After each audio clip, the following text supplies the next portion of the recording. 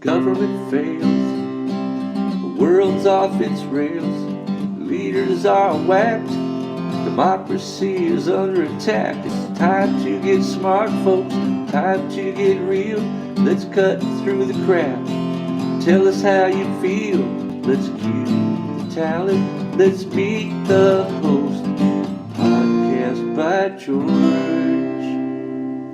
Hello, hi, how are you? Welcome on back into another podcast by George. Well, I hope you saw the most recent show with Ron Placone, the progressive comedian out of California.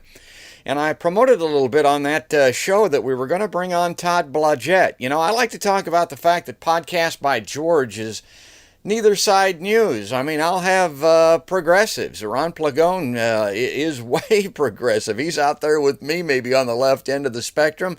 We'll have moderates, liberals, and every now and then we have a conservative. And then my conservative choice, the guy that I like, is Todd Blodgett. And he came to mind here just recently in kind of an unusual manner. And it has to do with this tragedy, this horrific incident with George Floyd and his death up in Minneapolis. And, you know, a lot of people would say to me, they'd say, why don't you have more coverage on that? Well, I'm always kind of looking for an angle. I don't want to just repeat what other people are talking about and what other broadcasters are doing. I mean, you can see that on the network shows and your internet channel of choice. I try to kind of get at something a little different than everyone does. And when I saw the coverage, I saw a lot of the protesters, that were being brutalized by police, and they were blaming some, maybe outsiders that were coming in and instigating this. And then, of course, you see people on the other end of the spectrum from them, most notably our president, Donald Trump, and he's blaming Antifa and outside instigators like that. And I, well, okay. And some people say there's neo-Nazis on the street. There's white supremacists on the street that infiltrate these peaceful protests and turn them violent. Okay, that's an angle. That's interesting. And then I look at the police response to these riots. And I've been around since the 60s. I've been watching this stuff for a long time. And my God, I thought maybe the cell phone camera was going to change policing, that police wouldn't do some of the things they've done in the past because they were on camera. But no, not in this most recent incident. It's kind of like, to hell with that. I mean, they charge right into demonstrators. They beat the hell out of them. They seem to tear gas them and club them without provocation. They don't seem to give a damn who's watching. And I look at that and I thought, well, why could that be? And so then I thought, well, again, is it this infiltration angle? And to kind of bring this to where we get to Todd, and I mentioned this on the Ron Placone podcast that you saw. I remember back in the 1980s, a guy named David Duke. He's the guy with the neatly coiffed hair and the three-piece suits and, the French cuffs that likes to go on and talk about news, and he's a Ku Klux Klan guy. And he said back in the 80s that that's how they were going to change the face of the Klan, that they were going to go and they were going to infiltrate police, military, government, modern society, not looking like skinheads and neo-Nazis with swastikas on their faces, but looking like you and I and maybe dressing a little bit better than I do. So I thought to myself, well, wait a minute. Are these guys in the police departments now? Are they on the street? Are they some of the guys that are doing this police brutality? So long story short, that's where we're at. That's how we get to Todd Blodgett. And I want to read this little bio that I have on Todd, and I want to promote his book that is just over my left side here. And the book is called Republican Crackhead, An Addict's Life in the FBI and D.C. Hoods While Infiltrating Haters. Now, Todd Blodgett was in Ronald Reagan's White House, if you can imagine that. He worked on George H.W. Bush's presidential campaign. And then he found himself ensconced in what he calls the milieu of organized white supremacy. And we covered this on the earlier podcast. Eventually, he, along with America's two leading Nazis, William L. Pierce and Willis A. Carto, I think this guy's name, they co-owned the world's largest, most profitable racist music corporation. Get that. His business dealings with these savvy money laundering haters led him to be recruited by the FBI and the Joint Terrorism Task Force.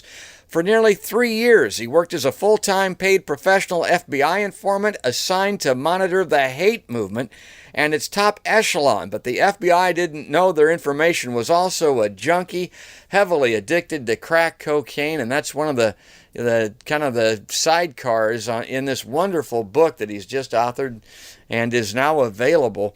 And Todd, welcome on back on into Podcast by George. That's a long intro, but I had to set the stage a little bit because it's kind of a crazy scenario. Yeah, thank you very much, George. It's great to be here. The thing I was wondering about, again, with your experience, with your background, with your knowledge of these groups, particularly in that decade that I talked about, the 80s, do you agree that those folks have infiltrated, that they've become a part of these police departments, and that might at least be partly responsible for what we're seeing on the nation's television sets? Yes, no doubt about it. I saw it. The Duke thing was mainly in the early 90s. He ran for the Senate against the senator in 1990 and came close to being governor in 1991. But it did begin in the 80s. And William Pierce, who wrote the Turner Diaries, inspired the Oklahoma City bombing. Willis Carto, who started the whole fiasco, the hoax of what he calls the Holocaust denial, which is just a bunch of lies. These two were in the forefront of funding organizational efforts to infiltrate law enforcement on every level, police departments, sheriff's offices, even the U.S. military, especially the Army, with white supremacists. How successful were they in your estimation? I mean, that's one thing to say that you're going to do that. I looked at that. I remember the time and I thought, you guys, you couldn't anymore join the military and succeed at anything than the man of the moon. You might try it. You'll probably wash out. You'll never get anywhere or accomplish anything. Did these folks make it? Yes. And they had seminars where people would go down to West Virginia, somewhere in the other, mostly southern states, although there were some in Idaho, sponsored by a guy named Richard Butler. They had seminars. So I say these organizations, the Liberty Lobby, the Institute for Historical Review, they weren't, so the IHR was not actively doing that, but they were aware of it.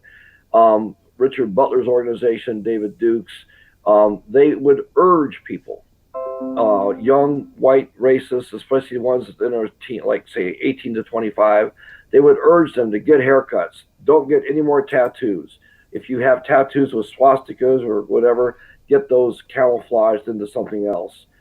They would tell them how you need to avoid using drugs to stay straight so that you would be eligible to be recruiting. And remember, at the time, there was a real dearth of recruits in the Army, and they were looking for pretty much, they would lower the standards basically, and they let people in like Timothy McVeigh. They let people in such as those who were just busted last week out in D.C. It seems like every week there comes to the, it comes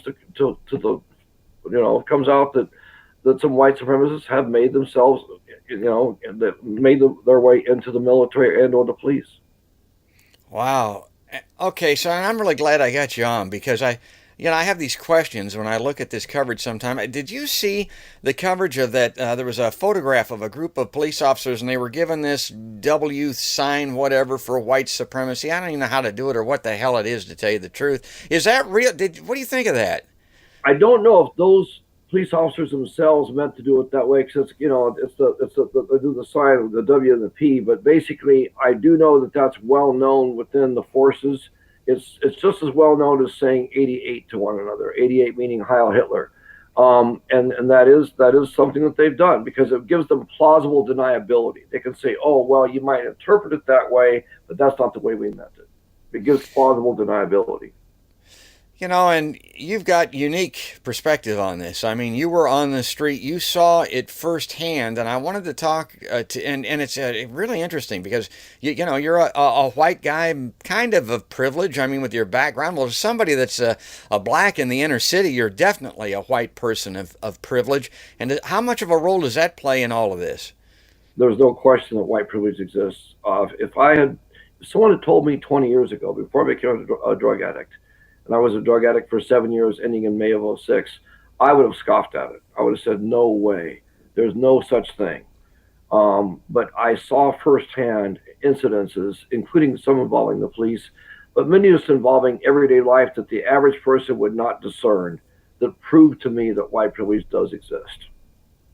And it exists from the time of arrest. And again, you've got firsthand knowledge of this, and it's in your book. Talk about that. Well, I've been in several jails. I think I was in I think I lost count at like six, all related to drug and drinking, but mainly drugs.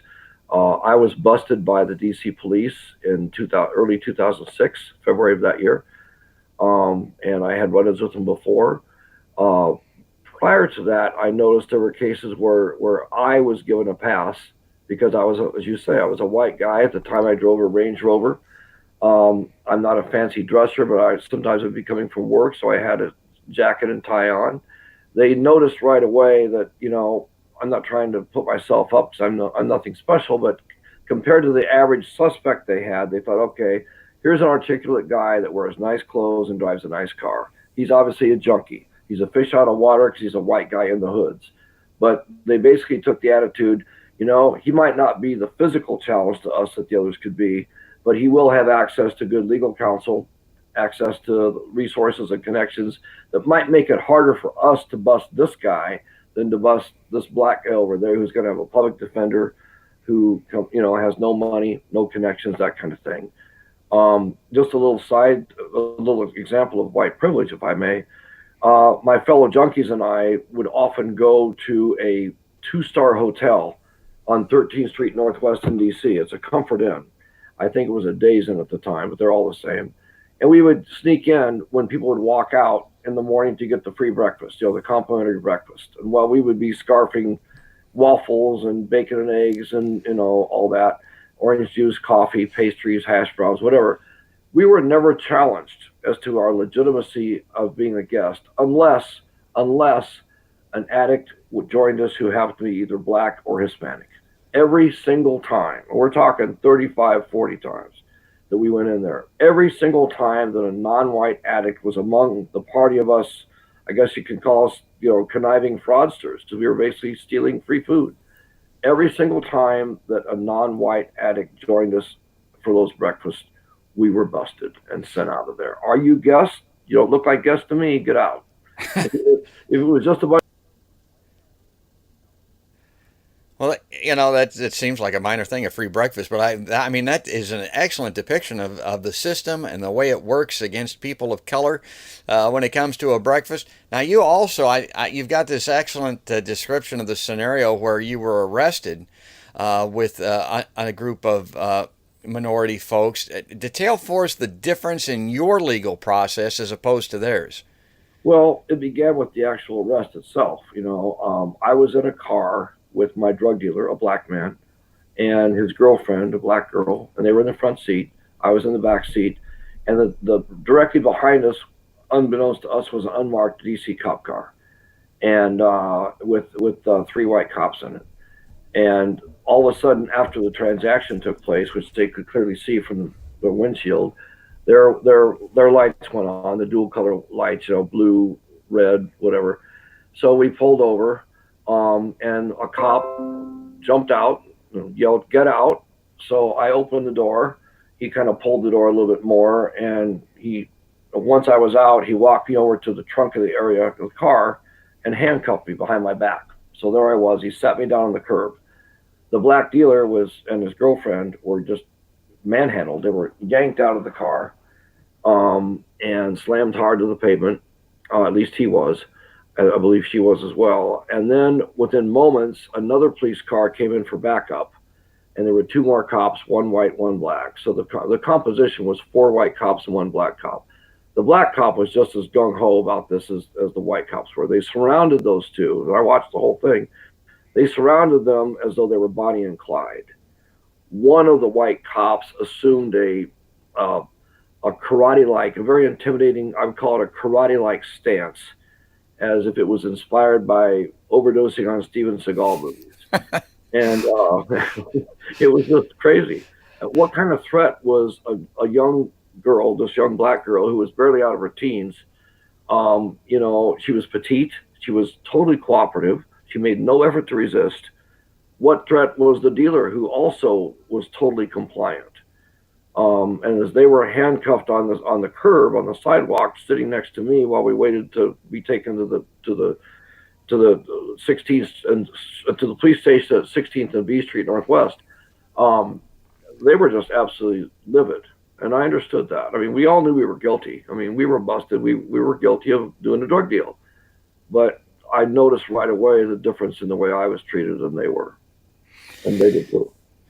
Wow, well, that's firsthand experience and knowledge of exactly what we're talking about. And the point that I make to people on the podcast all the time is we have the largest prison population in the world. We have more people in prison than China does. 70% of those people are black and Hispanics.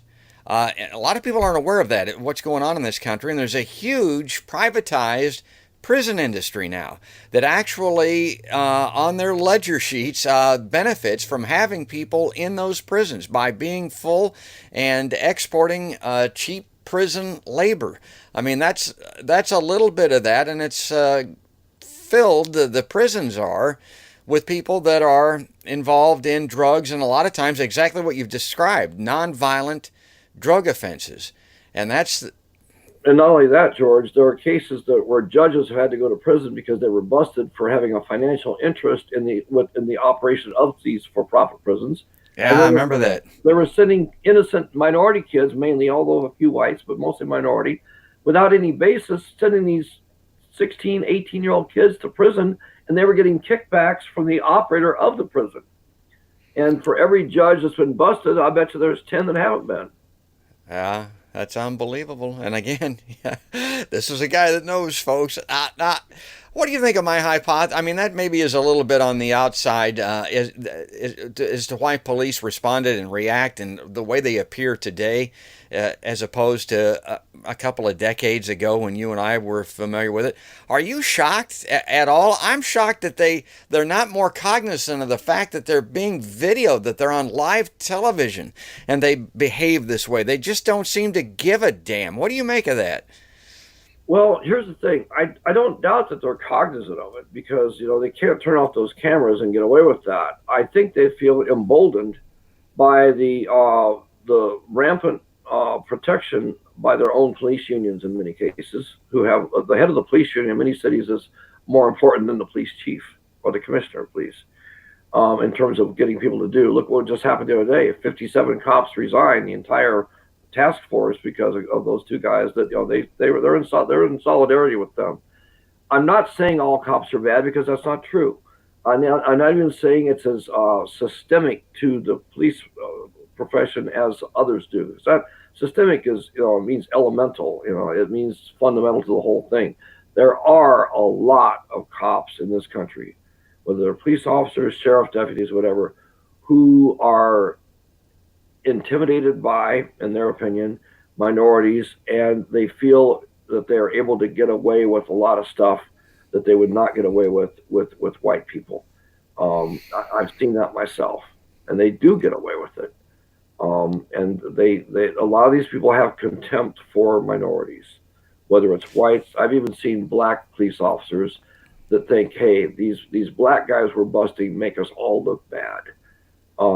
And there is a lot of that, and that's what needs to be rooted out.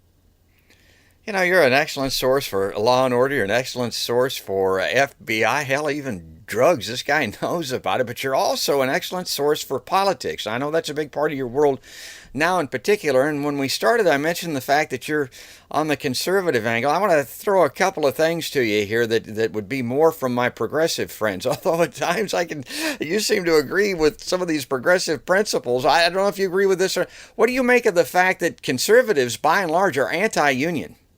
They don't like unions. At this time, they seem to be supporting the police unions. Yeah, it's a good question. Remember, even back in the 1950s and 60s, when unions were very strong, you had Jimmy Hoffa and Richard Nixon, who were allies. I mean, Hoffa hated the Kennedys because Bobby Kennedy went after him as Attorney General, and prior to that, when he was counsel to the McClellan Committee back in the 50s. So you've always had certain unions, like the Longshoremen's Union, the Teamsters. The Teamsters, after all, endorsed Nixon in his campaigns for president, all three of them, against strong union opponents, whether it was George McGovern, John F. Kennedy, or Hubert Humphrey.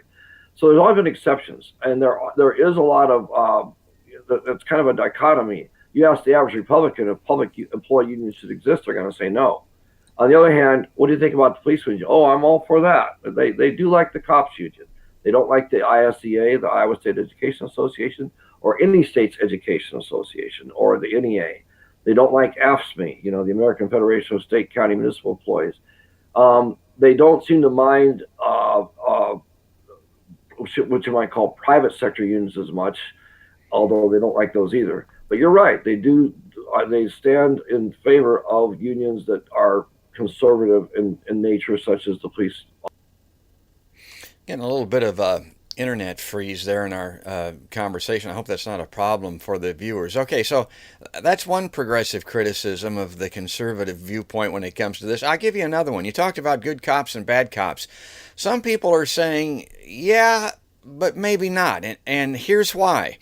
In that George Floyd circumstance, those cops that were there were four of them. One of them was kind of keeping other people away. The other two guys were kind of just like hanging around doing so. They need to step in and do something. If they don't do something, they're all bad cops. People are looking at that circumstance up in Buffalo with that guy being thrown to the pavement and his head getting split open. 56 cops came out in support of the guy that did that, and they say, nah, they're all bad. That's the definition of a bad cop. Some people would say, oh, there's good cops in that 56. Not if they're not doing anything, not if they're supporting that guy. They're all bad cops. Get rid of them. Break them up, rehire them. What do you say to that? I have seen the video, and I think excessive force was used. They're trying to claim, the ones that did that, I think there were two of them that are being charged, that they were within their rights to do it. I don't know. It is a problem for public safety when this happens. It's also a risk to public safety when there's such solidarity that the 57 remaining cops of that task force can all summarily resign. You see so much these days where there's validity on both sides. And here's what I mean by that. There's no question that white privilege exists. There's no question there is police brutality. And there's no question it's got to be rooted out. There are bad cops. However, if we defund the cops, as was voted yesterday in the city council meetings of Dallas and Houston, Texas, Lubbock did not, but Dallas and Houston did. And of course, now they're talking Minneapolis. I think that those who would be the most harmed by that lack of a police presence would be the very communities of minorities that are already more likely to be victimized than anyone else. You're going to have gangs in there. You're going to have drug gangs in there, whether they're white, black, Hispanic. You're also going to see a situation, I would predict, and I think correctly, accurately, if there's no cops in Minneapolis, it won't just be the gangs that are killing people. You're going to see white supremacists organized to go into those areas, thinking, we can get away with this now. The cops will not be there. I mean, that's a real danger. So I think on both sides have to concede some things. The conservatives have to concede white privilege exists. There are bad cops, and they need to go. The more progressives have to understand that to not have a police presence in the very areas which would be most at risk by being bereft of the police would be disastrous for the very people they claim to want to protect. Yeah. Well, I get that. I certainly don't want to go to anarchy or no policing. Well, we're running out of time here. Just quickly to wrap it up, I wanted to go back to that original thesis and with these police departments. We mentioned, there's probably some KKK guys there. There's probably some white supremacist guys. These boogaloos and Antifa guys and all that kind of stuff seem to be running around. They're not organized, but is there organization with these groups within police and military, or is it just some guys running around loose? There are. When I was with the FBI, when I knew Willis Carto and Duke and William Pierce and those guys, even much later, there can be no question that they have the cells. I'm going to call them cells, meaning small entities within that milieu. Cells of officers are actively involved in organizations which promote white supremacy, and they know who they are. In some cases, the police chiefs have found some of this out. The police chief in some of these cities could say, "Hey, you know what? Yeah, he's a member of the Knights of the Klan or a member of the National Alliance, whatever. But he's one of my best guys," kind of thing. So it's a shame that happens, because you think that once someone is found to be affiliated with the group, they'd be out summarily, fired. But there are groups, as well as in the U.S. military, especially the Army, that are actively involved in the promotion of white supremacy and the violence that they advocate and perpetrate. How do we get rid of them? How do we root them out of there? We should. Yeah. I'm all for it. And more Is it possible? Is it possible, do you think? Sure it is. All it takes is a gutsy mayor and a gutsy police chief to say, look, here's the emails, here's the text messages, here's the statements, here are the complaints. It doesn't have to be 18 or 19 complaints like this guy did in Minneapolis. It could be one. But if there's evidence that someone's involved in this stuff and condones it and facilitates it and perpetrates it, then they got to go. It just takes someone with some guts to say, I'm sorry, you're out. All right, I like that. I think the world needs some guts, to tell you the truth, and this would be a perfect example of it. Todd Blodgett. Well, before I let you go now, one final question came to mind, and again, you're a conservative by and large. Your commentary is considered to be that. We're looking at the politics of this now. Donald Trump has again shown his true colors. I mean, he's way off the rails on some of this stuff. I mean, really nutty proclamations, conspiracy theories, and all that type of thing. You're more of what I would consider to be a Republican from a Reagan Republican conservative, if you want to put it in that context. Are you supporting Trump? Will you vote for him in 2020? As of today, I will. Yes. That's not to condone. That's not to condone some of his outrageous stuff. That's not to say I agree with all of his tweets or his style. But the thing is, I believe that the Joe Biden of the 1990s, I could have supported. I think that he's just gone too far off on the other side, and I also think he's got some cognitive issues, which I think are going to come out. I think Trump, is not the perfect guy, no doubt about that. But I think he will probably be reelected largely because of this stuff. When you have rioting and looting, you're going to see a lot of people, George, in my opinion, and I predicted these in the past with pretty good accuracy. A lot of people who right now cannot stand the ground Donald Trump walks on are going to end up voting for him because they're scared that this stuff is going to come to their neighborhood. And remember something else. The wealthy elitists will have their 24/7 guards. They'll have their gated communities. What about the guy that's a middle class guy or lower middle class guy or woman, regardless of race? A lot of people who do not like Trump, do not agree with Trump out of fear of what the other side is going to bring, what they think it will vote for Trump in this fall's election because of. Well, I'm glad to get that out there. I mean, this is the neither side news of this. I mean, that's an argument for another day. Now, Todd and I are going to disagree on some things, and that's obviously one. But here, I want to leave with this then. Trump's falling in the polls. He doesn't poll very well. A lot of people are looking at this and saying, well, there you go, man. Biden's up 10 points, 15 points. He's gaining ground. He's going to go. I'm looking at this, and I've been telling folks, I think Republican voters in particular have found a way to obfuscate these polls. They either don't participate. I don't know what the deal is exactly, but it was at this stage of the game with Hillary Clinton in 2016 as an example. She was running away with it supposedly too. Popular vote, she did. Electoral college where it counts, she didn't. Do you just vote? Do you look at it as a disparity between popular vote and electoral college? Or do you think there's something about these polls that people don't understand that make them meaningless and an extremely dangerous wrong read at this time particularly? It's both, because you said all that counts is electoral college. Trump could lose the popular vote by 5 or 6 million and still have over 300 electoral votes. The other thing is a lot of Trump supporters fly below radar. They don't want to admit to their wives, their bosses, the guys they work with, or their neighbors across the fence, or even some of the people they play golf with. They're not going to admit that. But in the privacy of the voting booth, I think you almost have to give Trump at least a 3 to 4 point advantage just based on that alone. Because a lot of people do not want to admit they're for Donald Trump, but they are for Donald Trump. It's kind of like what we talked about a year or so ago when I was first on the show. Back in the 1960s, the number one show was the Beverly Hillbillies. A lot of people thought it was just crazy that they would laugh at these hillbillies. Guess what, though? The same people that made fun of them would draw their curtains, not answer their phone, and tune in for a half hour every week for their belly laughs from the Clampetts. The same thing is true with Donald Trump. I know for a fact, I've been around it. I've been with a friend of mine whose wife can't stand Trump. She's a teacher. And every time she says this or that's what's your valid criticism of Trump. He's like, oh, you got that right, honey. I understand where you're coming from. But you know what? After she leaves us alone and we're shooting pool, he's like, yeah, well, I'm not going to admit it, but I just love the guy. I like what he says, I like what he does, and all that. A lot of these people fly below radar. They just don't want the confrontation, and they will lie to pollsters. Well, there you go. I'm glad he said it.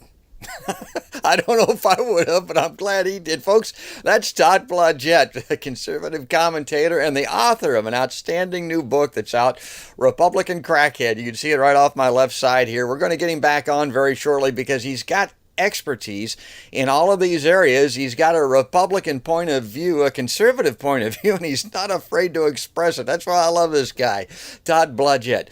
Well, that's going to do it. That's going to wrap it up. If you like this Neither Side News presentation, and I stole that term from Matt Taibbi, by the way, but if you like Neither Side News when we bring it on here, like us on Facebook, subscribe to us on YouTube, ring the notification bell, follow us on Twitter, and come aboard for each and every episode. But for right now, that's going to do it. That's going to wrap it up, folks. That's another podcast by George.